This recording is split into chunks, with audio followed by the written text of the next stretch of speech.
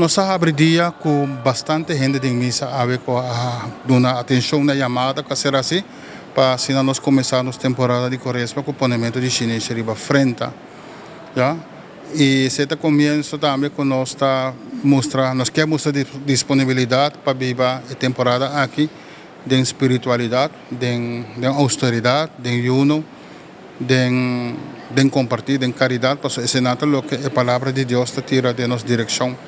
O ponemento de chinês está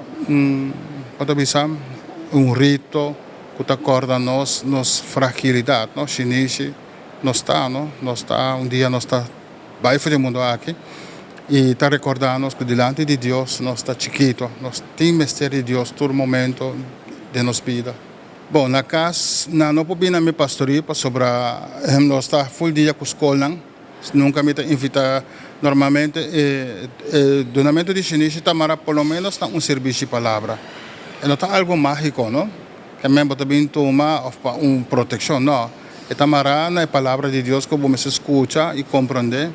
Que nós estamos durante a missa, há 5 horas, e durante o dia nós temos escola de missa também. E parte da tarde, setor, é o povo de Deus por vir trocar para tomar chinês.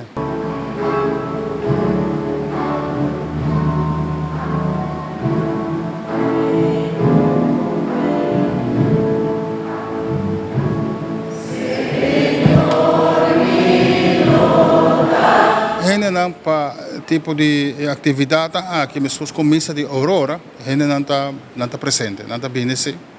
Também tem momento não pontual, tem fecha não exato, o povo de Deus gosta de participar da liturgia da igreja.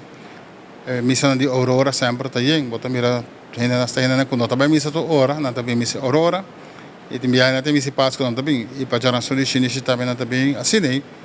Pero sempre é uma quantidade tão bom. Nós estamos a ser constantemente, nós via escola, nós estamos sempre via muito não cortando les de recebimento, não está vindo missa agora que nós estamos dedicados durante a predicação algum viagem na nan também, nós estamos chamando sentar no altar, conversar com nan, que nós está purba passa e fé com nós aí nos grandes não, e todo o valor aqui também para a geração nova, para amanhã com nós está vai conta. Nós precisamos crescer em valor para nós para contar com amanhã. Porque a igreja sempre tem emissão aqui que está cobrindo gente de ancianos, tem muita.